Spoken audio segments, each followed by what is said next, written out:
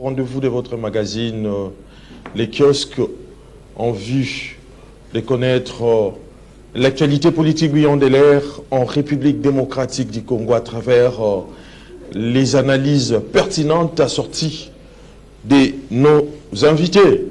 Dialogue politique en République démocratique du Congo, les conditions posées par le président actuel Félix Antoine Tshisekedi Tshilombo suscitent des réactions contrastes au niveau de la classe politique congolaise. Cette question va être analysée et débattue au cours de votre magazine de prédilection, Les Kiosques, ces magazines qui vous aident à pénétrer l'actualité politique en République démocratique du Congo. Et puis, la décision de la République démocratique du Congo de présenter un candidat de l'Organisation internationale de la francophonie dans le but de contrer une troisième candidature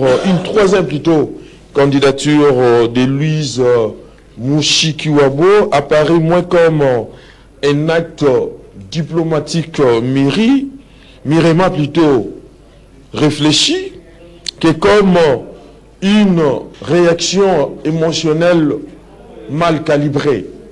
La question va également être analysée au cours de votre magazine de prédilection, Les Kiosques, et puis la mise en place de secrétaires généraux, une décision légale de la part du VPM Jean-Claude Liaou Eboua, en fait Jean-Pierre Liaou Eboua plutôt, en vue, ou qui s'inscrit plutôt dans le cadre de la réforme au sein de l'administration publique, mais plusieurs voix s'élèvent pour parler de l'illégalité de cette décision du VPM de la fonction publique Jean-Pierre Liaou Eboua. Est-ce qu'il y a une violation des textes? Est-ce que l'actuel ministre de la fonction publique était dans la légalité? Cette question va également être analysée au cours de votre magazine Les Kiosques avec nos invités. Cissé Traoré, salut. Salut cher Eli, merci de l'invitation. Salutations aux compatriotes avec lesquels nous allons discuter dans le cadre de cette émission. Ousmane Podo Kaba, bienvenue sur Kiosque. Merci de l'invitation que vous m'avez accordée. Je suis heureux de participer à ce numéro de Kiosque. Je voudrais aussi profiter de cette tribune pour interpeller, je crois, le gouvernement provincial de Kinshasa, parce que moi, je suis habitant de la commune de Lemba, donc je vis dans la commune de Lemba. Il y a un constat alarmant à propos des routes, des réhabilitations de routes. Vous avez vu la route qui va de Terminus vers Siper, voire même le Mbafoire. La route s'effondre. Cette route est maintenant en train d'être réhabilitée. Mais le constat alarmant, c'est celui où l'on constate effectivement il y a la lenteur dans les travaux. Et jusqu'aujourd'hui, je ne sais pas qu'est-ce qui se passe. C'est comme si on a pris la route, parce que c'est une grande route. Bien que ce soit la route de la compétence du gouvernement provincial, mais c'est aussi une route de forte mobilité. Maintenant, tellement que les travaux avancent à pas de tortue, en tout cas, ça pose problème pour les usagers de cette route-là. Oui, très bien. Monsieur Gondi, oui. Salut. Salut à toi, à toute l'équipe CCTV, et particulièrement de l'émission Kiosque. Je salue aussi toutes les auditrices et auditeurs, comme les téléspectatrices et téléspectateurs qui nous suivent en ce moment. Et je salue aussi mes co-débatteurs. Un petit biscuit, c'est il y a un problème. Il y a un problème par rapport à, qu'est-ce que je peux dire, par rapport à la situation de fonctionnaires et des salariés en général. Il y a un problème. Ce problème-là, c'est quoi? C'est le problème des salaires. On sait que entre le bas salaire de l'administration et les salaires mirobolants qu'on a au niveau des assemblées, il y a une distance telle que je ne sais pas comment on va essayer de faire en sorte que l'écart se resserre. Quand on regarde d'autres pays, comme la Corée du Sud, vous verrez que le métier de l'enseignant, c'est le métier le mieux prisé, le mieux rémunéré. Quand vous regardez des pays comme Singapour, qui ont mis en avant l'éducation nationale, en avant, pour non seulement bien rémunérer les enseignants, faire en sorte que l'éducation soit la base même du développement du pays, puisque la plupart de ces pays-là n'ont pas de matières premières, ils n'ont que la matière grise. Nous avons la matière première, on pouvait avoir plus de moyens, avancer plus que ces pays-là, mais on ne sait pas se servir de notre matière grise. Mais je reviens seulement sur les salaires. Le président a parlé qu'il y ait de nouvelles grilles des salaires. Ces nouvelles grilles des salaires feront en sorte qu'on puisse resserrer un peu la différence des salaires qu'il y a non seulement dans l'administration par rapport aux salaires de base, mais aussi par rapport aux primes. J'espère que les syndicats et les salariés, les journalistes seront très regardants là-dessus pour que cette année, qu'il y ait un changement dans ce sens, de reconnaître la place des fonctionnaires, la place de nos salariés au niveau de nos entreprises, qu'elles soient publiques ou privées. C'était ça le petit biscuit que j'avais. Jean Lembala Symbolique, salut. Salut Eddy, merci pour l'invitation. Je salue aussi tous mes co-débatteurs avec qui nous allons partager ces moments de commentaires et d'analyse ensemble. Je salue tous les téléspectateurs, également les auditeurs de Ralik, à toute l'équipe de CCTV, à Doudou Mountir, mon ami, en tout cas. Je vous salue comme d'habitude. Nous avons toujours ces grands souhaits divins pour vous dire que Dieu vous bénisse, que Dieu bénisse la RDC. Et si tu permets, dans le cadre de mon biscuit, j'ai tenu à souligner un peu la visite significative de Madame la Première ministre Ali Salah. Ali Salah qui est le chef-lieu de la province de Mongala, où il est allé pour lancer beaucoup de les go des infrastructures, ensemble avec l'équipe de l'EVD, conduite par le DG Victor Toumba. J'ai vu, je me suis dit, pendant que le chef de l'État s'est bat bec-ongle pour trouver la solution dans les secteurs de la diplomatie, et que surtout, avec tout ce que vous connaissez, la guerre nous coûte énormément cher, mais cela n'exclut pas que les pays marchent dans tous les secteurs. Donc on a lancé beaucoup de travaux, des infrastructures au niveau de l'Issala. Je me suis dit, ça c'est vraiment, comme on dit, il joue son rôle. Il a la RDC dans son envergure nationale, donc ça c'est à saluer. J'ai tenu à le dire, parce que les adversaires, pour ne pas parler des ennemis, bien qu'ils seront là, nous avons appris que on balaye très bien Goma, la ville devrait devenir propre, mais curieusement, une année après, nos fonctionnaires qui sont là-bas ne sont pas payés. Alors que... Qui incombe la faute? Mais oui, vous gérez l'espace. Oui. Non seulement vous gérez, mais vous puisez encore dans les gisements. Hein, vous avez entendu ce qui s'est passé à Aruba, je crois, hein, où on estime par rapport à cette situation, je ne sais pas, une centaine de morts, tantôt 400 plus de 400. Plus de 400 morts. Ouais, tout ça, on s'est dit. Donc c'est tous les jours qu'il puisait, mais à quoi sert cet argent si le peu de fonctionnaires qui sont là-bas ne se retrouvent pas? Alors, ce sont des histoires à mettre sur la place publique pour montrer un peu que l'intention, ce n'est pas le bien-être des Congolais. Au cas contraire, ils auraient eu à payer les fonctionnaires, même en doublant, ou pour ne pas parler de tripler leurs fonctionnaires. Ce serait un message fort pour ceux qui sont ici. Et voilà que la grande activité, c'est de balayer Goma, balayer des grandes villes, des carrefours, pour montrer un peu que nous avons une très bonne gestion. Non, l'État s'éteint tout. Donc voilà un peu, j'ai tenu à placer un peu ces biscuits par rapport à la visite du Premier ministre Ali Salah, pour nous dire que, en tout cas, d'autres provinces encore vous attendent et que vous devez continuer comme ça, bien que vous êtes du Congo central, mais la charge est nationale. Très bien. Si c'est arrangé, je commence ce premier tour de table avec vous. Dialogue politique en République démocratique du Congo en vue de résorber la crise sécuritaire dans la partie est du pays. Le président de la République a annoncé cela la semaine passée au cours d'un échange de vues avec les corps diplomatiques. il a y apposé un certain nombre de conditions de sa part par rapport au lieu, au déroulement, mais également au format du dialogue. Comment interprétez-vous cette problématique du dialogue politique en République démocratique du Congo? Merci de la question, cher Eddy. D'entrée de jeu, il faut dire que le président de la République n'a pas dit qu'il y aura dialogue ou qu'il n'y en aura pas. Il a simplement brossé le tableau dans l'hypothèse où il y en aura, dans quel format celui-ci aura lieu. Donc, tout comme il peut y en avoir, tout comme il ne peut pas y en avoir. Mais s'il y en aura, ce sera sous le format là qu'il a décrit là. Mais il n'a pas encore confirmé qu'il y en aura effectivement. Il ne faudrait pas que les gens s'emballent trop vite. Mais il a évoqué un dialogue politique tout en confiant la responsabilité aux institutions de la République démocratique du Congo d'organiser un tel dialogue. Je répète, cher Eddy, il faut qu'on se comprenne très bien pour la bonne édification de nos téléspectateurs.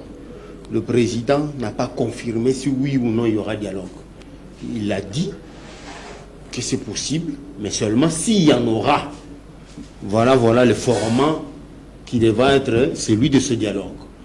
Donc, du jour au lendemain, tout peut basculer, la dynamique politique peut faire en sorte qu'il n'y en ait plus. Donc, il ne faut pas dire aux gens qu'il y aura forcément dialogue, non. Ou qu'il n'y en aura pas, non. C'est là où nous sommes suspendus à ce niveau-là. Très bien. Alors, pour que les gens ne s'empressent pas à croire que le président a convoqué le dialogue, non. Mais sachez seulement que dans l'hypothèse où il y aura dialogue, ce sera sous le format que le président a décrit là. Bon, maintenant parlons du format en question. Oui. Le président de la République dit que ce dialogue devrait avoir lieu ici. Ce que je trouve tout à fait légitime et indiqué, de sorte que c'est un dialogue national, congolo-congolais.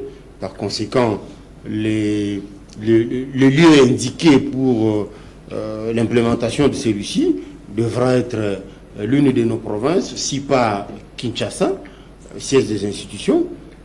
J'estime que c'est tout à fait indiqué que ce dialogue ait lieu à Kinshasa. Si ceux qui doivent prendre part à ce dialogue sont des Congolais, je crois qu'ils n'auront aucun mal à rejoindre Kinshasa pour pouvoir participer à ce dialogue s'il y en a. Alors, maintenant, pour ce qui est... à qui, par exemple Nanga, Joseph Kabila? Bon, est-ce qu'ils seront partie prenante? Ça, je ne sais pas. Parce que le président, dès lors qu'il a brossé le tableau tel qu'il l'a brossé là, je crois que Nanga et Kabila sont exclus. Et les Bissimo et les autres. Le chef de l'État a dit que ce dialogue n'aura pas pour rôle de blanchiment.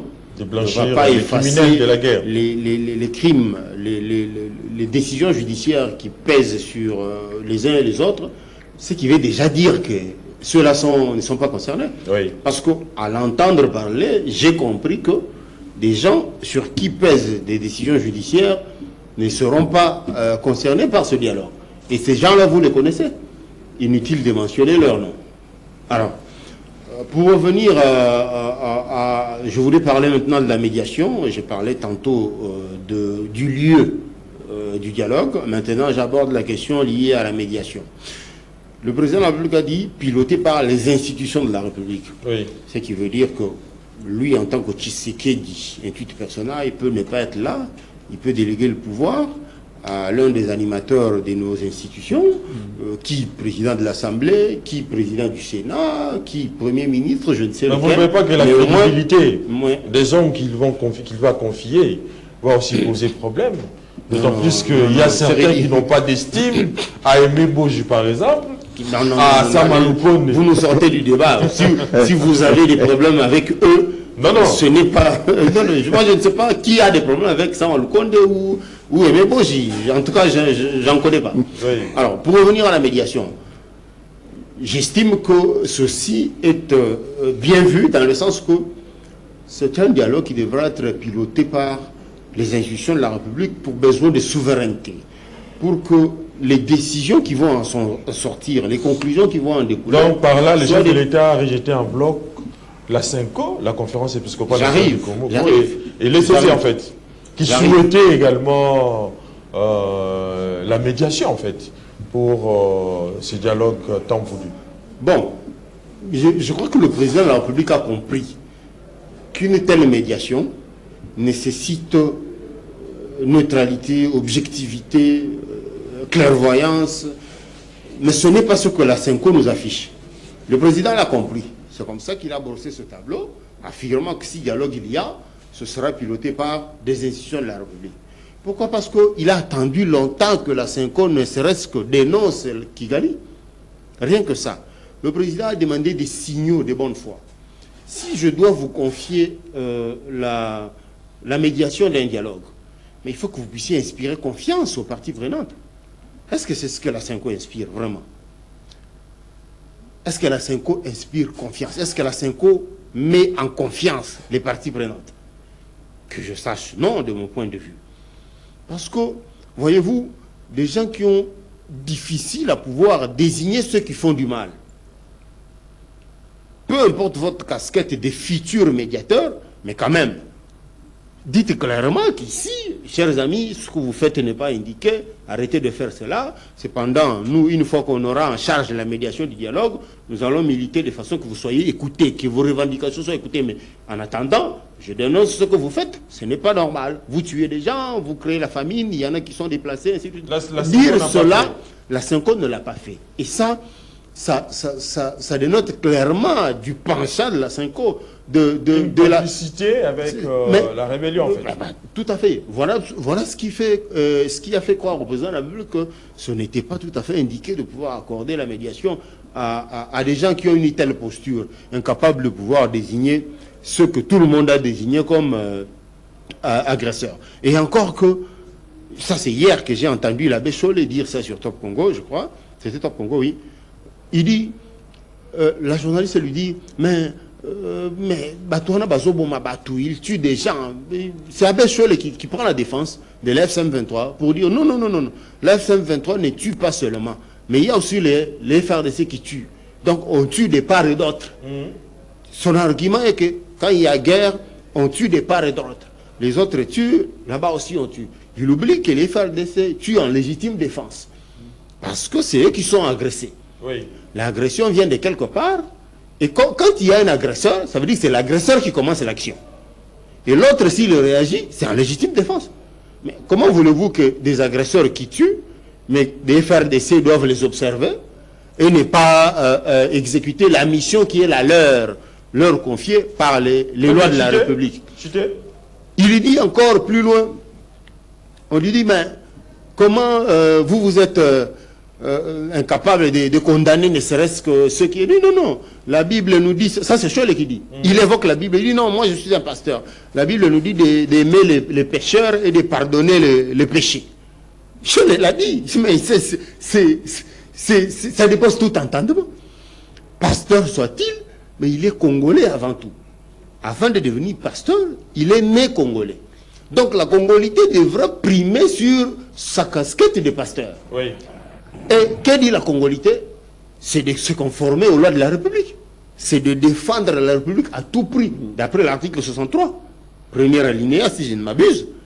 Mais comment un pasteur à qui on pose une question aussi claire, confus, incapable de pouvoir clairement répondre, il invoque des dispositions bibliques? Est-ce que nous sommes un État chrétien? Est-ce que la RDC est un État chrétien? Un État laïque. Alors, oui. Laïque voudrait dire ce que vous savez là. Oui. Mais pourquoi, pour des affaires qui concernent l'État, toi tu nous invoques la Bible? Qu'est-ce que nous on a à foutre de la Bible? Si on est musulman, si on est je ne sais qui, il y en a plusieurs. Et pour des affaires d'État, non seulement qu'il y a plusieurs confessions, religieuses, il y en a qui ne sont pas concernées par la Bible. Si c'est lui, Chollet, qui est régi par la Bible, mais les affaires de l'État, la question qu'on lui a posée était liée aux affaires d'État. Oui. Les affaires d'État ne sont pas régies par la Bible. Pourquoi il faut se cacher derrière les dispositions bibliques alors qu'il y a des lois qui réglementent toutes ces affaires de l'État? Très bien. Donc, ils sont dans une posture, tellement floue qu'à des gens pareils, on ne pouvait pas confier la médiation. Donc, le président de la République est tout à fait... a vu clair, et même ceux qui lui ont conseillé de voir les choses de cette façon-là ont bien conseillé le président de la République, de façon que Le dialogue, c'est quelque chose de souverain. Non seulement extra-constitutionnel, mais si on accepte d'y recourir, c'est par bonne foi, par volonté politique. On voudrait que, bon, c'est vrai que ce n'est pas codifié par la Constitution, mais en même temps, ce n'est pas un crime qu'on y fasse recours. Comme les gens, on peut m'embêter, qu'on discute entre nous en tant que Congolais. On peut y faire recours. Ce n'est pas mal. Mais ça reste une question souveraine. Très bien. Discuter entre Congolais et au Congo pour des solutions purement congolaises, adaptées au contexte congolais. Très bien. Voilà. Ousmane Podokaba, je reviens à vous. Dialogue politique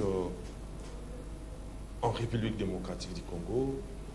Le chef de l'État a avancé un certain nombre de préalables avant la tenue de ces dialogues, s'il y en aura, tel que l'a dit Cissé Traoré.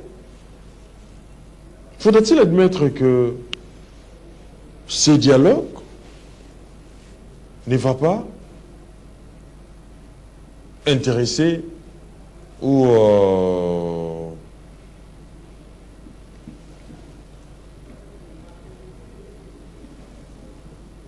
résoudre les problèmes qui prévaut dans la partie est du pays, notamment sur la question de cette crise sécuritaire, d'autant plus que, avec toutes ces conditions, ce dialogue a du mal à rencontrer l'assentiment de tout le monde.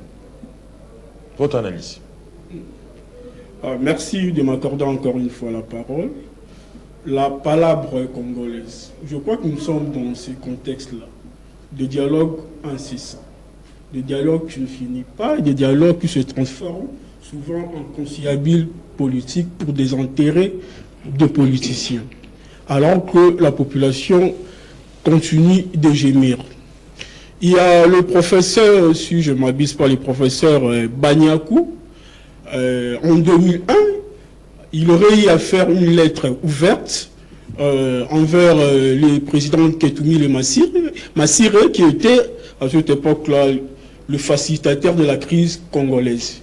Et le professeur Banyakou va lui écrire les contenus de la lettre pour lui dire que nous avions déjà, de 1960 jusqu'en 2000, organisé 37 pourparlers, 37 dialogues. Et ces dialogues n'aboutissent en rien du tout. Et maintenant, je suis en train de me dire, c'est comme si nous sommes toujours dans ce même cas de figure, des dialogues incessants. Le président Tshisekedi, qui a gagné l'élection présidentielle de 2023 haut la main, nous tous nous savons, avec une victoire écrasante, des pourcentages plus élevés. Il a eu à faire 73%, si je ne m'abuse pas. Est-ce que pour que l'on puisse faire face à la situation de l'Est, faudra-t-il organiser un autre dialogue? Je suis en train de me poser la question. Parce qu'il y a un président élu légitimement, donc il a la légalité et la légitimité des populations. Oui. Est-ce qu'il faudra que nous allions dans ce sens-là, des dialogues? Peut-être, avec Joseph Kabila en 2016, c'était normal parce que Kabila était fin mandat. Le président Joseph Kabila était fin mandat, il fallait organiser quelque chose pour que nous ne tombions plus dans les travers d'antan. Oui. Et le dialogue a été organisé. Le dialogue organisé à l'époque de Kabila était aussi sur la recommandation du Conseil de sécurité des Nations Unies, avec la résolution 2277, si je ne m'abuse pas. C'est pourquoi il y a eu deux dialogues. D'ailleurs, le dialogue de l'Union africaine avec Edon Kodjo, qui a été réquisé par une partie de l'opposition, à l'époque avec le fait Papa Etienne Tshisekedi. Et le dialogue interdiocésain n'a été que la résultante du dialogue de l'Union africaine, la continuité. Et je pense que ce dialogue avait à aboutir parce que nous avions resté dans le schéma légal de l'élection présidentielle, des scrutins légaux. Mais maintenant, nous avons un problème de la guerre, une guerre sous fausse bannière, nous imposée par le Rwanda, qui agit par ses proxys, qui sont le mouvement 1-23. Il y a des dialogues qui sont faits pas dans le cadre du dialogue congolais, mais oui. même l'accord de Washington, c'est aussi un dialogue. Oui, l'accord de Doha également. Doha aussi, c'est aussi un dialogue. Mais du reste, qui n'est pas respecté sur les terrains. Est-ce que pour que cette guerre de l'Est puisse finir, il faudrait-il ici, en interne, organiser un dialogue? Est-ce que le dialogue interne pourra-t-il résorber cette question de l'Est? Parce que la question de l'Est, c'est une agression. Nous sommes agressés par le Rwanda, qui agit par l'intermédiaire de ses proxys, qui nous fait une guerre sous fausse bannière. Je ne pense pas que les dialogues que tout le monde voudrait aujourd'hui pourraient résoudre la question de l'Est. Mais s'il faut que l'on y aille, comme c'est la volonté de tout le monde, comme aussi se lever, comment je veux dire, de nos partenaires internationaux, entre autres les États-Unis d'Amérique, la France, on peut y aller, mais ici, en interne, nous devons nous organiser sur le plan militaire. Alors je suis heureux de voir que le président de la République, avec le budget qui a été voté, le budget 2026, que l'on augmente l'allocation budgétaire du ministère de la Défense. Aujourd'hui, c'est 30%. Et ça fait 6 milliards parce que le budget global est de 20 milliards. Donc nous devons nous organiser sur le plan militaire, sur le plan sécuritaire. En même temps, s'il faut organiser, je ne sais pas, quelque chose comme le dialogue, on peut le faire, mais nous organiser sur le plan militaire pour nous permettre de bouter l'ennemi qui est le Rwanda hors de notre territoire. Mais Ousmane Podokaba, dialogue politique ou inclusif pour résoudre la crise sécuritaire dans la partie est du pays. Les États-Unis d'Amérique, les congrès américains, il a cité l'auteur de cette crise. Ce n'est ni Joseph Kabila ni Nanga, mais c'est Paul Kagame. Et lui-même a monté au créneau tout récemment pour réclamer les terres congolaises. Vous ne voyez pas que cette question du dialogue inclusif est vidée de toute sa substance par rapport, bien évidemment, à cette sortie médiatique de Paul Kagame? En ce moment-là, ça va dépendre du plaidoyer que nous allons mener au niveau à l'international. Oui. Si aujourd'hui c'est avéré que c'est le Rwanda qui nous agresse, le droit international a ce mécanisme, du point de vue du Conseil de sécurité des Nations Unies. Et aussi, ça nous donne, nous les Congolais, la République démocratique du Congo, même le président de la République, le pouvoir d'agir militairement contre le Rwanda. Parce qu'il est dit clairement, lorsqu'un État est agressé, l'État agressé a le droit de pouvoir y répondre. Donc nous avons aujourd'hui le droit de pouvoir répondre vis-à-vis du droit international. Ça, c'est de un. Deuxième chose, que Mme Wagner, qui est la ministre des Affaires étrangères, il est temps d'aller initier une réunion du Conseil de sécurité au niveau des Nations Unies pour demander que l'on applique le chapitre 7, le recours à la force contre le Rwanda. Oui. Parce qu'en ce moment-là, le Rwanda viole le droit international, sape le droit international et s'oppose, n'est-ce pas, aux mécanismes fonctionnels qui sont mis en place sur le plan international. Les dépositaires du droit international sont là. Les États-Unis d'Amérique, je crois, la Russie, la France, les États-Unis et la Grande-Bretagne, les 5 pays ayant le veto. Il est temps que il est temps que nous fassions de plaidoyer pour que ces États-là puissent agir contre le Rwanda, afin que le Rwanda puisse quitter les sols congolais. Si ce n'est pas le cas, c'est à nous de pouvoir faire la guerre contre le Rwanda. Mais leur réaction tarde à venir avec ces différents accords signés. Peut-être que nous n'avons pas initié les troupes rwandaises sur les sols de la République démocratique. Allons dans ce sens-là, au niveau du Conseil de sécurité des Nations Unies. Parce que je pense l'ambassadrice du Rwanda, affectée aux États-Unis d'Amérique, elle a eu à le dire au niveau du Congrès, que nous et le Rwanda, nous collaborons avec les 123. C'est avéré, c'est une preuve irréfutable de l'agression rwandaise contre la République démocratique du Congo. Très bien. M. Gondi, je reviens à vous. Vous avez suivi l'argumentaire de Sissi Traoré, mais également de Ousmane Podokaba. Le chef de l'État a eu aussi à parler, plutôt que s'il y aura dialogue, ça sera sous la responsabilité des institutions ici des élections 2023. Vous ne voyez pas que évoquer aujourd'hui un dialogue inclusif en confiant à des institutions ici des élections entre guillemets chaotiques et contestées, cela relève d'une imposture politique. Qu'il y ait des gens qui contestent les élections, je leur laisse le choix et le soin de le faire. Il y a des institutions pour vérifier s'il y a eu de bonnes ou mauvaises élections ici. Est-ce qu'ils ont recouru à ces institutions? Il n'y a pas eu de réponse. On n'en est pas là. On est aujourd'hui devant un fait accompli. Comme mes prédécesseurs l'ont dit, nous sommes agressés. Ça, c'est reconnu, pas seulement par nos populations, par nos autorités, reconnu internationalement. Est-ce qu'on va toujours revenir sur ça en disant, puisqu'on est agressé, on va faire le dialogue? Quel est ce pays au monde qui est agressé et qui organise des dialogues? Le seul pays où les gens marchent sur la tête, c'est ici. On fait le dialogue pendant qu'on est en train de tuer à l'Est. Ce problème ne devrait même pas se poser. On se moque de qui? De ce peuple-là qui est à l'Est, qui est en train de souffrir. On se moque de qui? De ceux qui sont sous-payés ici. Cet argent-là qu'on dépense pour la guerre aurait pu aider pas mal de ménages ici. Moi, je dis, on se moque de tout le monde. Il y a des gens qui vont chercher le blanchiment de leur situation, ou alors ils veulent rentrer dans le dialogue pour qu'en fin de compte, à l'habitude, qu'on puisse les intégrer dans le Donc pour vous, les dialogues n'ont pas sa raison d'être? Non seulement n'a pas sa raison d'être, oui. Je ne sais pas. D'ailleurs, on devrait se poser des questions. Si dialogue il y a, qui va organiser ce dialogue? C'est parmi les institutions qu'il y a ou parmi les personnalités congolaises? Première question. Deuxième question, qui va intégrer ce cercle des gens qui vont dialoguer? Sur quels critères? Il y a combien de partis politiques ici? Il y en a plus de 900. Tous les 900 partis vont, même si on réduit à 100 partis politiques, vous ne trouvez pas que c'est trop? Ça pose un problème. Le président n'a pas besoin de se légitimer par rapport à ce dialogue, n'a pas besoin de se légitimiser par rapport à ça. On doit, si le pays est en feu, comme une parcelle est en feu, tout le monde se mobilise pour éteindre le feu.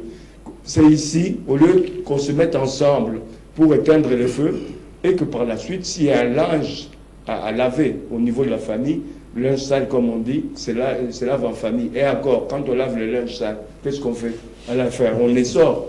Toute la saleté, on fait partir. Mais avec la guerre, les linges sales s'apparaissent au grand public, en fait. Non, moi j'ai dit, il y a un problème. Oui. On a eu une mauvaise expérience ici au Congo. C'est souvent le partage des gâteaux qui cherche à... Mais le chef de l'État a clarifié ses positions face au format du dialogue. Mais je pense qu'il a bien parlé. Avec le partage du gâteau. Non, il est... Est-ce que cela va rencontrer l'assentiment du tout le Non, monde? le chef de l'État a été très clair. Oui. Il n'est ni contre, ni pour. Il a posé juste les conditions. Il dit oui, si dialogue il y a, voilà les conditions. C'est très clair. Il n'y a pas à discuter. Est-ce que s'il y a dialogue aujourd'hui à Kinshasa, tu penses que Kabila viendra? À moins qu'il soit taré, tu vois. Est-ce que vous pensez que Nanga viendra? Vous reconnaissez quand même l'histoire, pour ceux qui lisent l'histoire du Congo. Moulele. Déjà avec la qui est présentation revenu du chef de ici l'État. après s'être protégé à Brazzaville. Oui. Quel était son sort? Et puis, Kabila a été condamné officiellement. Tu crois que, puisqu'il y a les dialogues, on va effacer tout le mal qu'il a fait ou qu'ils ont fait à la République démocratique du Congo? Dites aux Congolais aujourd'hui que nos militaires, nos Ouazalendo se battent appuyés par le Blackwater, appuyés par Africom. Ils sont en train de démonter tout. Et puis, la parole du président américain a une valeur. Ils ont récupéré Minembwe les dimanches, en fait. Ben, ils ont récupéré Minembwe, ils sont en train de récupérer. C'est ce qu'il faut dire aux Congolais, oui, pour appuyer, soutenir ces militaires-là qui sont au front et donner encore l'espoir, les raisons d'espérer à notre peuple congolais, que plutôt de parler des dialogues. Très bien. Quel dialogue? Non, ils ont parlé 10 minutes. Je n'ai pas parlé 5 minutes. Non, 10 minutes, que personne n'a parlé. Ah, non, mais disons les téléspectateurs. Personne n'a parlé ici pendant 10 minutes. Je vais conclure. Chuter. De toute façon, tu sais que moi, je suis obligé de parler, de circonscrire mes propos, puisque j'interviens dans d'autres médias où on ne te laisse pas le temps de parler plus de 2 minutes. Tu le sais. Donc, moi, j'ai dit que le partage des gâteaux, les gens viennent pour le partage des gâteaux, la distribution des postes. Mais le problème, c'est qu'ils ne voient pas les conséquences. Si on accepte ce dialogue et les opposants là viennent, qu'ils soient armés ou pas armés, ils viennent dans ce dialogue-là, à la fin, ils trouvent un arrangement, ils intègrent le gouvernement. Mais ils sont en train de casser cette opposition. Eux-mêmes, ils vont casser cette opposition, puisque les gens ne comprendront pas que ces gens-là qui se disaient opposants, ils rentrent dans le gouvernement. Est-ce qu'ils vont s'opposer au gouvernement en étant dans le gouvernement? Mais ils ne réfléchissent pas. Moi, je pense qu'il y a lieu qu'on fasse des assises des vrais intellectuels, des assises des vrais penseurs pour pouvoir repenser l'État congolais, repenser l'administration congolaise. Tel que nous sommes là, tel que nous avons commencé en 60 jusqu'à ce jour, on a dérapé, on est sorti du chemin d'un État réel, d'un État qui veut le développement de son pays et de son peuple. Très bien. Gérard Lemba, je reviens à vous. La crise que traverse la République démocratique du Congo actuellement n'est pas circonscrite seulement à l'est du pays, mais cela touche désormais l'ensemble du territoire national, tant sur le plan politique, sécuritaire qu'humanitaire. Vous ne voyez pas qu'il faut aujourd'hui un dialogue sincère, véritable, mais également loin de toute mise en scène institutionnelle, surtout avec les conditions posées par le président de la République, qui exclut, bien évidemment, certains acteurs clés de la crise qui sévit dans la partie est du pays. Merci dit. Je crois que le chef a parlé dans les termes de l'inclusivité, mais bien avant, nous avons suivi, je crois que c'était en Europe, où il a eu à dénoncer la double casquette des émissaires qui, eux, au moins, doivent être exclus. Mais je me réfère un peu à l'histoire, je prends ce qu'on a appelé Saint-Titi, les accords, vous connaissez bien. À l'époque, la terminologie, c'était les composantes et les entités. Oui. Vous vous rappelez? Maintenant, la question qui me vient à l'esprit, puisque l'histoire s'est répétée encore devant nous, à Saint-Titi, Kabila était présent lors de cet accord-là. Pourquoi cette question? C'est que le chef ici a eu à souligner que ça doit se faire sur le territoire congolais. Pourquoi pas à Mbandaka peut-être? Pourquoi pas, c'est pas à Kikwit? Pourquoi pas? Mais aussi, il souligne que on ne peut pas remettre en cause l'ordre institutionnel établi. C'est même normal. Nous attendons un peu les opposants, gesticulent, se bousculent. Mais même si Nanga doit être là, et j'estime qu'il est important qu'il soit là, sinon, ce dialogue n'aura pas de sens. Je suivais Gandhi quand il le disait, ce n'est pas qu'on encourage Nanga. Mais l'évidence est devant nous telle que si le 1-23 ne se présente pas au dialogue, c'est pas un accord de façade, hein? Un rendez-vous où les dîners publics seront encore dilapidés inutilement pour reprendre le même problème parce que le vrai problème reste à l'Est. Oui, ça, c'est une évidence. C'est-à-dire que nous n'applaudissons pas. Mais on légitime. Non, nous applaudissons pas. Mais un pas a été mis en avant. Le chef de l'État a reconnu qu'il restait ouvert à ces dialogues. Alors, ayons ces langages pour chercher à consolider. Les décors est déjà presque bien défini. Oui. Alors, l'air n'est plus, avec tout le respect de nos morts, mais l'air n'est plus de dire que tel ne sera pas là. Si peut-être on peut exclure, je peux en soutenir, du sens que ceux-là qui n'ont peut-être pas eu à dénoncer l'adversaire ou l'ennemi. Mais vous ne voyez pas que... Vous ne voyez pas que... Non, attendez. Monsieur Gérard Lemba, vous ne voyez pas que si le chef de l'État doit procéder dans ce sens-là, c'est une manière ou façon de blanchir les criminels. Oui, exact. Il dit, au moins peut-être que nous ne voulons pas avancer. Je répète, au moins peut-être que nous ne voulons pas avancer. Donc si Kabila est exclu, on ne va pas avancer. Si Nanga également est exclu, il n'y a pas... Mais pourquoi le dialogue alors? Pourquoi le dialogue? Pourquoi on en parle même? Pourquoi le dialogue? Il faut poser la question. C'est justement parce que nous voulons juguler ce qui est comme atrocité, comme crise, comme exploitation anarchique, comme tout ce qui est comme dégâts à l'Est. Tu as bien posé la question, s'il n'y a pas que l'Est, il y a encore le Mubondo. Ce sera encore l'occasion de prendre peut-être tout le chapitre noir qui traverse les pays. Ce n'est pas que nous applaudissons, mais au moins, dans les décors, l'opposition non armée, en réalité, à ce que je sache, ne pose pas un problème. Ne pose pas un problème. Ce n'est pas qu'on le minimise. Mais s'il y a eu accord de Washington, signé par les deux chefs de l'État, ça d'office, on a mis à nu l'implication rwandaise dans cette agression. Il y a eu Doha, la dimension interne.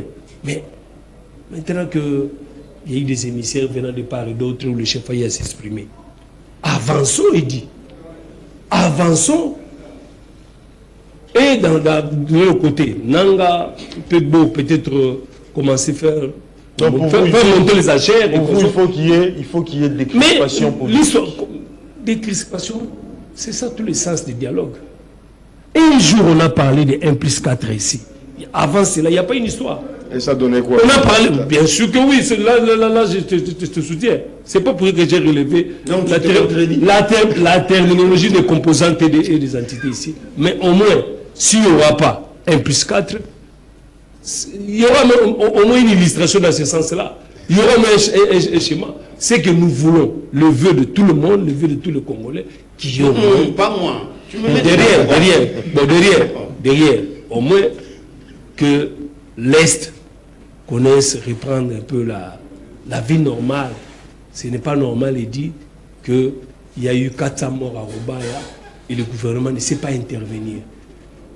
Le gouvernement, c'est pas normal. Ce sont des Congolais, c'est comme toi.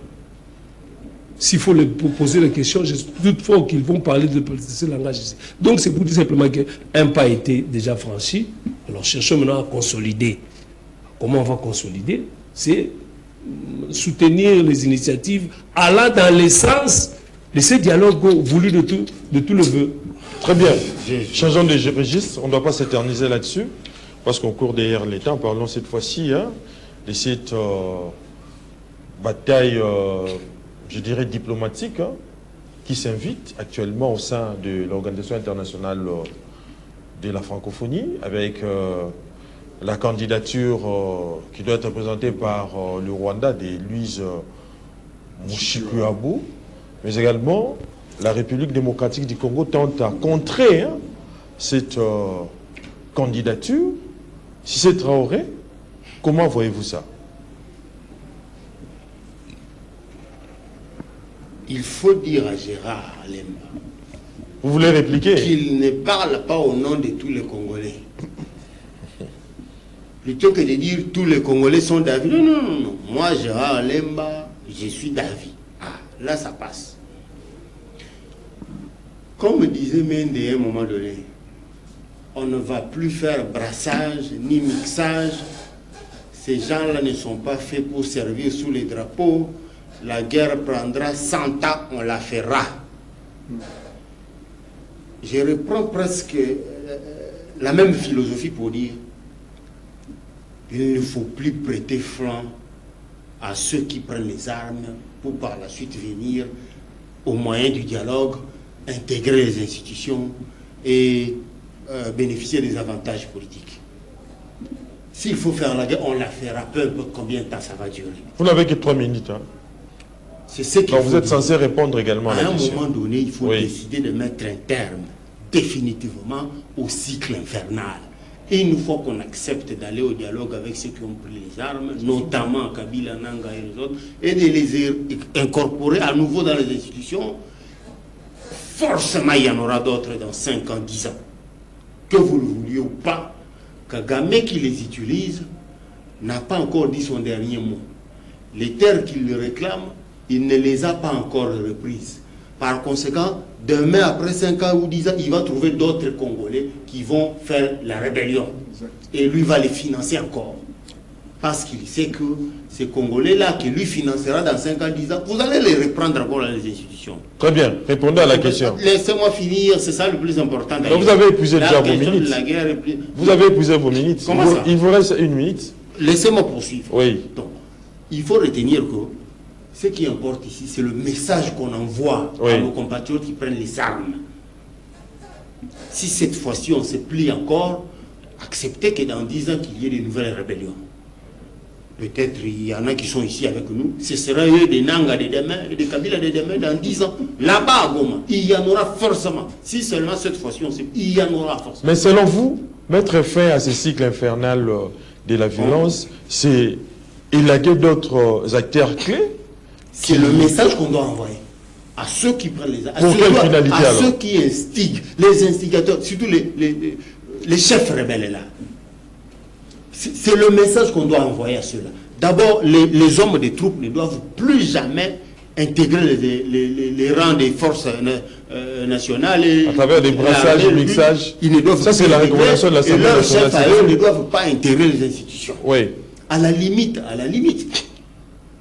ils peuvent rester là, mais sur le banc.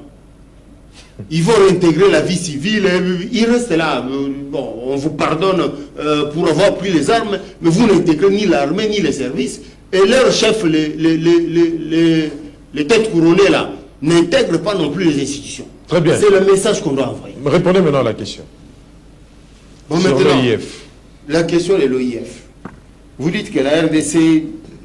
C'est pour ça même que je ne voulais pas aborder la question, parce que ma position sur la question est connue. On devrait quitter cette histoire de francophonie depuis des années. Je ne sais pas ce qu'on fout encore dedans. On a bien compris que ça ne nous sert à rien. Notre situation... Mais la République cherche à jouer aussi sa partition. Sa partition à travers une candidature de l'ancien ministre des Affaires étrangères, l'actuel sénateur. Le nom c'est... Lutundula. Christophe Lutundula.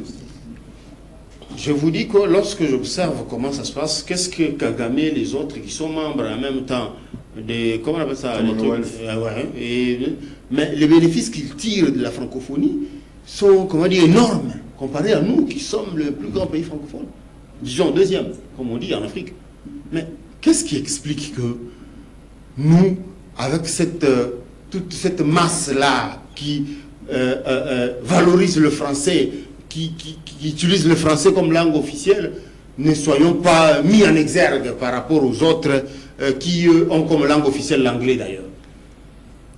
Il y a 2 poids 2 mesures. Si on se désengage de cette histoire, peut-être qu'ils vont revoir les calculs. Et en se désengageant, on peut faire comme le Rwanda, on est en même temps dans un truc et puis on est dans la francophonie s'ils veulent. Mais il faut quand même envoyer un message, il faut envoyer un signal qu'on n'est pas d'accord. Si on reste là, ils auront l'impression qu'on se contente de ce qui se passe là. Moi, mon problème, c'est qu'il faut envoyer un message fort. Soit vous vous désengagez un moment, pour qu'ils comprennent, ils vont venir négocier pour vous réembarquer dedans. Et mais là, vous serez en position de force.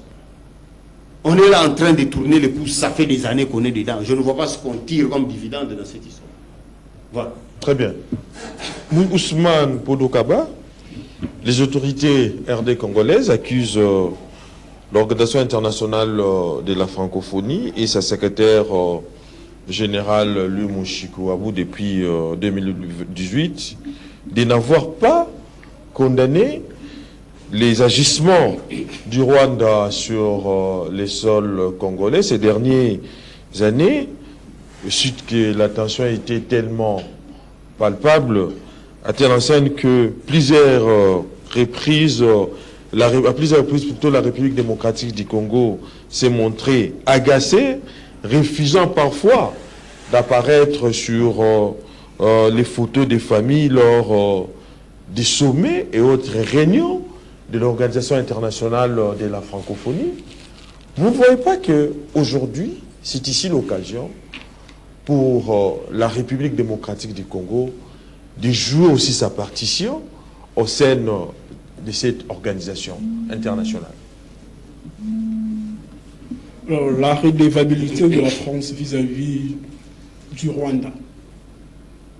Je crois que si le Rwanda dirige aujourd'hui la francophonie, c'est à cause de cela, le rôle de la France dans les années 90, avec la déstabilisation qu'il y a eu au niveau du Rwanda, qui a conduit à l'assassinat du président Habyarimana. Alors la France étant redevable vis-à-vis du Rwanda, pour peut-être se racheter, elle donne au Rwanda la gestion de la francophonie pendant 2 mandats. Le malheur que nous avons, je ne sais pas si c'est le malheur ou le bonheur, c'est du fait que lorsque nous accédions à l'indépendance, nous avions eu comme parapluie international ces 3 pays. Je ne sais pas si c'est un parapluie malveillant. La France, les États-Unis d'Amérique, la Belgique, comme parapluie, comme protecteur de la République démocratique du Congo. Et je pense que cette situation nous met dans des conditions souvent défavorables. Aujourd'hui, le Rwanda préside l'OIF. L'OIF qui est une organisation qui a été créée, je crois, en 1992, oui, en 1972 plutôt, Oui. en 1970 en Niamey. Aujourd'hui, l'EF compte, je crois, 4 secrétaires généraux. Peut-être au mois de novembre de cette année, nous aurons eu à prendre la thèse de l'OIF plutôt, à condition que nous soyons pragmatiques, nous soyons forts à l'échelle internationale pour que lorsque nous allons présenter notre candidat et que notre candidat puisse gagner à cette élection. Parce que, comme vous l'avez dit, le Rwanda voudrait encore briguer un 3e mandat. À nous de nous montrer plus forts que le Rwanda, parce que du point de vue, comment je veux dire, du point de vue de la population, du point de vue de l'immensité du territoire que nous avons, nous représentons la francophonie, bien la langue française, plus que les autres pays. Oui. Même plus que la France. Alors c'est le temps pour que la France nous rende de l'ascenseur. Pour que la France puisse, comment je vais dire, soutenir notre candidature et que notre candidature passe. Très bien. Monsieur Gandhi, Oui. vous avez suivi, hein, Ousmane Podokaba, mais également Cissé Traoré.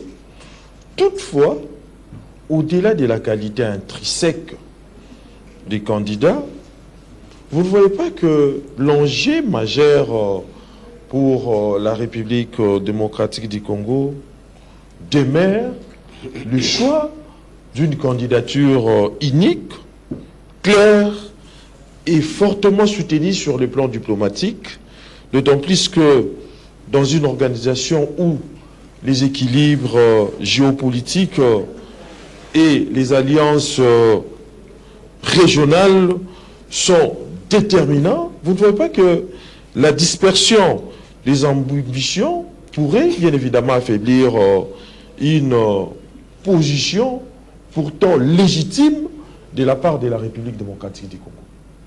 Oui, je suis pour les 2 versions. La version développée par M. Cissé, la version également que M. Ousmane vient de verser au débat. Moi, je dis, ce que M. Cissé a dit, c'est le dernier recours au cas où nous n'avons pas gain de cause. Mais aujourd'hui, on a plus de probabilité que notre candidature soit retenue. Il y a plusieurs raisons à cela. On n'a pas le temps de les évoquer toutes. Mais toutefois, moi, je dis que c'est le choix des candidats qui sera aussi déterminant. Oui. Pour l'image du pays, pour trouver quelqu'un qui soit combatif, qui soit rayonnant, qui soit connu sur le plan international. Certes, notre ancien ministre des Affaires étrangères, Lutundula, a fait son travail normalement, en silence. Mais il n'y a pas, je n'ai pas vu d'engouement réellement pour dire qu'on avait une diplomatie forte. Donc la qualité pose problème en fait. Oui, ne serait-ce que physique. Moi je pense qu'il faut choisir quelqu'un qui a une présence. Rien que quand la personne se met debout, tu sens la présence. Aujourd'hui, Madame Wagner, Kaikwamba, je pense que c'est une dame de fer qui a beaucoup d'envergure et qui est connue sur le plan international. On a vu ses prouesses d'ailleurs. Au-delà de tout, on a vu ses prouesses. Moi, je pense que ce serait une façon de remercier cette dame-là du travail qu'elle a fait pour le Congo. Elle pourra le faire au niveau de la francophonie, au niveau de l'international, pour faire rayonner la RD Congo, Mouchikou Wabou, a fait le travail pour le Rwanda, pour Kagame. On a besoin d'avoir quelqu'un qui sera présent, qui aura des arguments. Je ne vois pas aujourd'hui, pour moi, c'est lui qui a plus d'aptitude que Madame Kayukwamba. Kayukwamba, c'est quelqu'un qui est non seulement formé en relations internationales, en politique internationale, en diplomatie, c'est quelqu'un qui a pratiqué réellement la diplomatie. Elle ne va pas nous ramener le juridisme de notre ancien ministre des Affaires étrangères. Les juristes sont limités à un certain nombre de styles de travail, tu vois. Alors que Kayukwamba est formé pour regarder le Congo dans le monde, le Congo par rapport au monde ou vice-versa.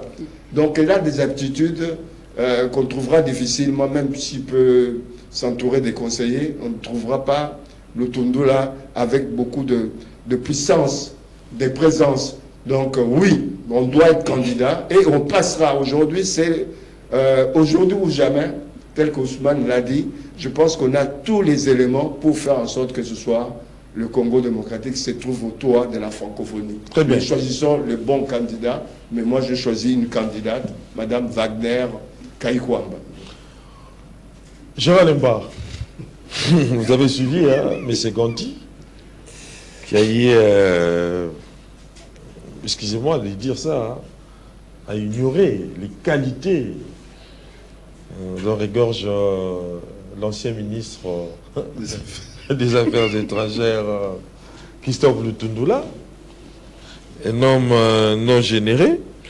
Mais vous ne voyez pas que la question n'est donc pas seulement qui peut être candidat, mais surtout qui la République démocratique du Congo décidera de porter avec cohérence, comme l'a dit Gandhi, stratégie, mais également consensus, afin de maximiser les chances de succès dans cette compétition internationale. Oui, et avant de répondre un peu, juste tenu à placer un mot par rapport à ce que Cissé venait de dire. Il y a ce qu'on dit, avoir l'intelligence de la situation. Les évidences qui sont devant nous, c'est qu'il y a l'Est et il y a les Bobondo. Et comme piste de solution définitive, puisque c'est le dialogue, acceptons cela. Moi, je ne veux pas tomber dans ces patriotismes presque estaniens que Cissé exprime ici. Nous voulons avancer. La vraie question peut-être, quand il a eu à parler de Senko, là je le soutiens. J'ai également suivi Choule qui n'était pas aussi cohérent sur Top Congo quand il répondait à toutes ces questions-là. Mais je m'attendais à ce qu'il réponde quand Kagame remet en cause la délimitation de nos frontières. Je m'attendais à avoir une réponse nette des choses, je ne l'ai pas vu. Mais ici, je souligne, je dois féliciter un des auditeurs, puisque je ne connais pas le nom. Il a appelé pour dire que la moralité, vraiment j'emprunte ses propres mots, la moralité sélective de nos autorités ecclésiastiques lui fait peur. Je me suis dit, est-ce que l'Église réalise que, d'une manière ou d'une autre, parce que moi je dois l'avouer ici, je ne suis pas catholique, d'une manière ou d'une autre, par rapport au comportement des autorités ecclésiastiques donc, qui sont dans la Senko, on risque de chasser peut-être certains catholiques qui acceptent d'exprimer sa foi catholique, mais ne partagent pas la conduite des affaires telle que fait au sein de Senko. Donc il faut faire la part des choses un peu. Nous avons tous à l'image la rencontre à gorge déployée de la Senko et de Nanga. Nous en avons encore. Nous en avons encore. Les premiers à nous annoncer ici qu'il peut y avoir un homme fort peut surgir un jour. C'est qui, une année, 2 ans après, c'est qui cet homme fort-là? N'est-ce pas Nanga? Très bien, répondez à la question. Donc, je reviens un peu. Oui. En tout cas, je ne veux pas tomber dans ces pièges-là de mon ami à droite Gandhi, que j'aime bien. Non. Comparons les comparables, quoi. Hein? Ne tombons pas dans les pièges du sensationnel. Non, prononce-toi. Oui. Non, c'est-à-dire que parler de le Tundula et de Madame Kaikwamba, je m'excuse, c'est... Il n'y a pas photo. Aucune commune mesure. Comment ça? C'est que je le dis. Non, quand même. Dans l'agenda, dans l'expérience, vous ne pouvez pas comparer ces deux figures politiques. Si Kaikwamba a été une révélation, nous applaudissons, Djander oblige, mais quand même, restons... Mais son efficacité dans la gestion non, laisse beaucoup à désirer, en fait. Il y a Pose problème. Il y a ce qu'on Par appelle... rapport à Kaikwamba, il y a oui. Il y a ce qu'on appelle le temps a fortement joué aussi en faveur de Kaikwamba. Ah, donc d'accord, on est d'accord. On ne peut pas comparer, nous sommes à la télé. Donc c'est aussi facile, on peut discuter entre l'expérience de Shokitundu et de Kaikwamba. Qu'est-ce que je... Ah non, quand même, il dit... Quand même, il dit, tu es avec moi au Parlement. Nous savons de quoi nous parlons ici.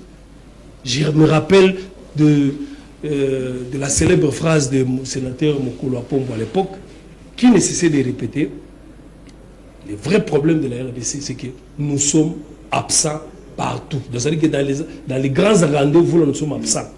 Mais s'il faut envoyer quelqu'un, il doit être quelqu'un d'expérimenté. Quelqu'un d'expérimenté. Ne tombe pas dans les pièges de l'actualité. Ça, c'est ce qu'on nous reproche en presse, les sensationnels. Ah, aujourd'hui, c'est une dame, envoyez encore une dame. Non.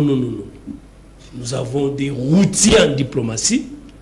On ne va quand même pas commencer à les énumérer ici, le Tundula, Shokitundu et tant d'autres. Mais quand même, ne comparons pas, ne nous amenez pas sous ceux qui nous regardent à la télé risquent de se moquer de nous. Ils étaient des bons diplomates ici. Il a dit que les journalistes sont limités. Non. Je ne tombe pas là-dessus. Ça, c'est Eddy, ça engage Eddy. Mais seulement que le Rwanda nous gagne un peu, surtout en termes de pion, par rapport à cette institution, à cette instance Très bien. De la francophonie. Nous souhaiterons être encore plus visibles. Quand on nous dit que nous sommes le premier pays francophone, nous avons encore un souvenir comment l'organisation a épaté le monde entier ici. Et maintenant, pour la gestion de cette institution, la RDC doit être absent. Hein? Mais le lobbying, là, c'est à tous les niveaux dans l'engrenage institutionnel en diplomatie. La RDC doit avoir droit au micro. Hein? Et ce n'est pas n'importe qui on doit envoyer ça. Alors si c'est le Tundula, je crois que la personne est bien indiquée, hein? Et que le pays, le gouvernement mettent tous les moyens pour que nous occupons un peu ces postes-là. Très bien. En fait, si c'est Traoré, vous avez une minute pour répondre à cette question. Hein, et la mise en place des secrétaires généraux où le VPM Jean-Pierre Liaou y a procédé.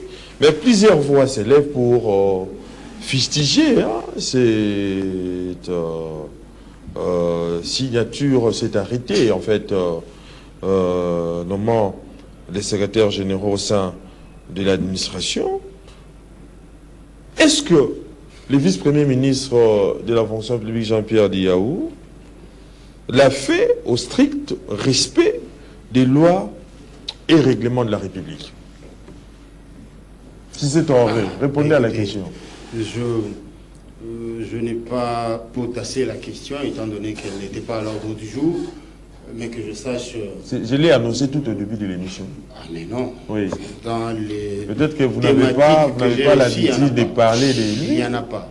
Alors, mais vous avez souvent l'habitude de faire l'apologie, non? L'apologie des Famba, comme alors, vous en avez l'habitude.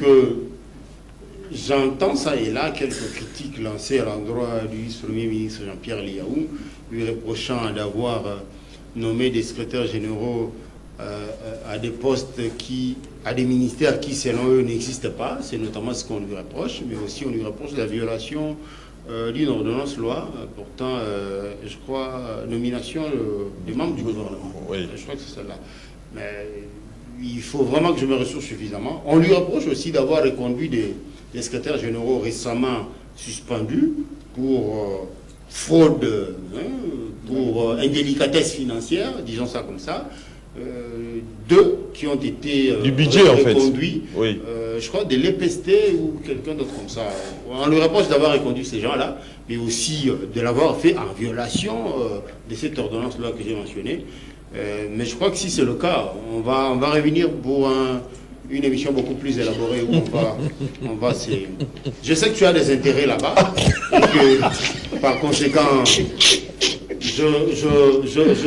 Quel intérêt?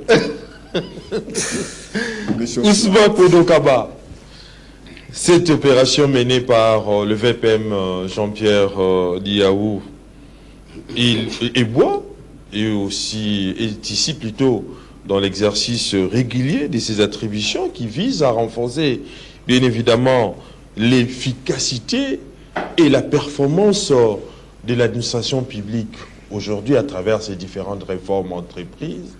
Mais est-ce que, selon vous, Jean-Pierre Liaou a-t-il respecté les lois du pays en nommant d'une manière générale les secrétaires généraux? Je ne sais pas si je serai dans les faux. Je crois que Jean-Pierre Liaou a eu à procéder à la mise en place des secrétaires généraux. Oui. Je crois que c'est différent de la nomination, parce que c'est le président de la République qui nomme le secrétaire général. Oui. Alors, le Jean-Pierre Liaou, comme vice-premier ministre de la fonction publique, n'a fait qu'entériner la décision du Conseil des ministres. Parce que le Conseil des ministres étant souverain, le président de la République, c'est derrière lui qui tient la police des débats du Conseil des ministres. La décision de la mise en place des secrétaires généraux émane du Conseil des ministres. Et Jean-Pierre Liaou n'a fait qu'exécuter une seule décision. Bon, je ne sais pas si, avec les secrétaires généraux qui ont été nommés, et qui ont eu à bénéficier de cette mise en place, on a de nouvelles figures. S'il y a de nouvelles figures, peut-être là, il y aura entorse à la loi. S'il n'y en a pas, je crois que le VPM de la fonction publique n'a fait que quelque chose au regard de la loi. Très bien.